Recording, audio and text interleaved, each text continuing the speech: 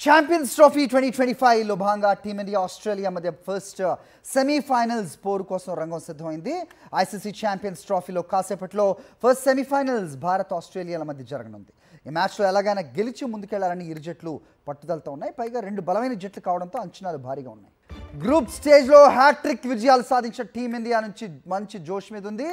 న్యూజిలాండ్పై ఓ మోస్తరు లక్ష్యం నిర్దేశించి మరీ కివీస్ను ఓడించింది. టోర్నమెంట్కు ముందు జట్టులో 5 స్పిన్నర్స్ను ఎంపిక చేయడంపై విమర్శలు వచ్చాయి. ఇప్పుడు అదే స్పిన్ విభాగం జట్టుకు అండగా నిలుస్తోంది. దుబాయ్లోని స్లో పిచెస్పై ఇదే స్పిన్ విభాగం మాస్టర్ స్ట్రోక్గా నిలుస్తోంది. న్యూజిలాండ్పై 4 స్పిన్నర్స్ను ఆడించాలని తీసుకున్న నిర్ణయం భారత్కు అనుకూల అంశంగా మారింది. ఆ మ్యాచ్లో స్పిన్నర్స్ 9 వికెట్లు పడగొట్టారు. వరుణ్ చక్రవర్తి 5 వికెట్లతో సత్తా చాటాడు. ఆస్ట్రేలియాతో జరిగే సెమీఫైనల్లో కూడా 4 స్పిన్నర్స్తో భారత్ బరిలోకి దిగే ఛాన్సెస్ ఉన్నాయి. ఇక ఆస్ట్రేలియాకు బ్యాటింగే ప్రధాన బలం. భారత్పై దూకుడుగా ఆడే ట్రావిస్ హెడ్ ఫామ్లోకి వచ్చాడు. మిడిల్ ఆర్డర్లో లుబుషేన్, అలాగే జోష్ ఇంగ్లిష్, అలెక్స్ కేరీ అత్యంత ప్రమాదకరమైన బ్యాటర్స్. ఫామ్ లేక ఇబ్బంది పడిన గ్లెన్ మ్యాక్స్వెల్ కూడా బ్యాట్ జులిపించడం స్టార్ట్ చేశాడు.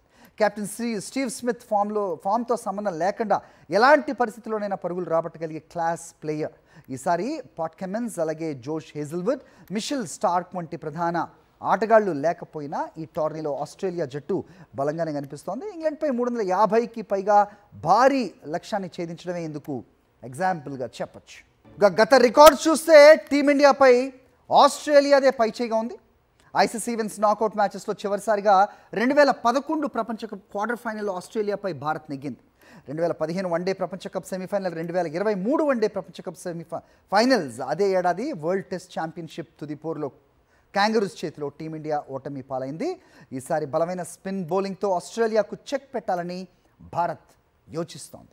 రైట్, సో ఇవాళ జరగబోయే సెమీఫైనల్స్ పై మనకి అనాలిసిస్ అందించడానికి మా స్పోర్ట్స్ అనలిస్ట్ సుధీర్ ఉన్నారు. మాట్లాడదాం. Sudhir, good afternoon.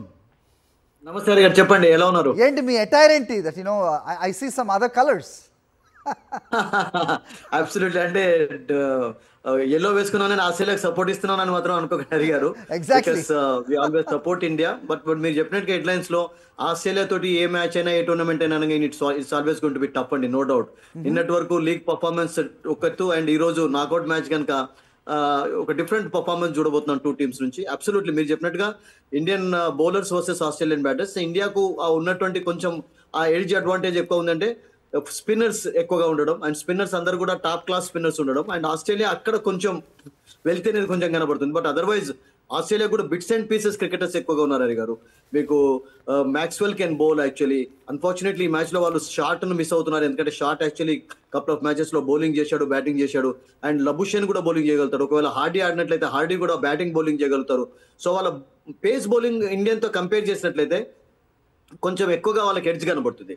మీకు 2 లెఫ్ట్ ఆర్మ్ పేస్మెన్ ఉన్నారు. తర్వాత we are talking about Varun Chakravarti. At the same time, Connolly is set to replace Short in Australian squad.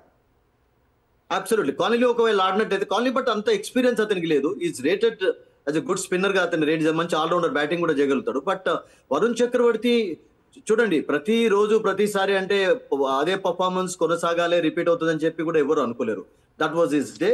Wicket helpful గా ఉండడం, తర్వాత ఫ్లడ్ లైట్స్ లో రియల్ గా బాల్ గ్రిప్ సంపాదించగలిగాడు అతను.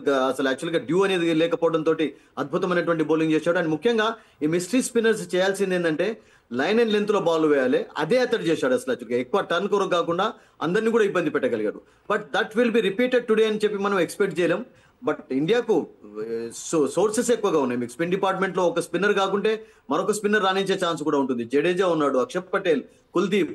సో 3 లెఫ్ట్ ఆర్మ్ స్పిన్నర్స్ కూడా they have really bowled well. Actually in tandem లో వాళ్ళందరూ కూడా వికెట్లు తీస్తున్నారు. And yeah, so they having said that, ఇప్పుడు మీరే చెప్పారు దట్ యు నో ఏది ప్రతిరోజు రిపీట్ అవ్వదు అని చెప్పి. సో 4 స్పిన్నర్లతోనే మనం ఈ రోజు కూడా వెళ్ళే అవకాశం ఉంటుందా?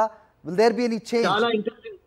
చాలా ఇంట్రెస్టింగ్ క్వశ్చన్ అడిగారు. అసలు రోహిత్ శర్మను కూడా మ్యాచ్ అయిన తర్వాత 5 వికెట్ హౌల్ తర్వాత అతడు ఏమన్నాడంటే, మీరు మరి వరుణ్ చక్రవర్తిని ఆడిస్తారా అంటే కన్ఫర్మేషన్ ఏది లేదని చెప్పాడు. మన గతంలో కూడా చూసాం, అలా మనకు కొనసాగాలి. ఎందుకంటే ఫర్ ఎగ్జాంపుల్ ఈ రోజు సడన్ గా tempted to take one extra bowler also, pacer కూడా తీసుకునే ఛాన్స్ ఉంటుంది.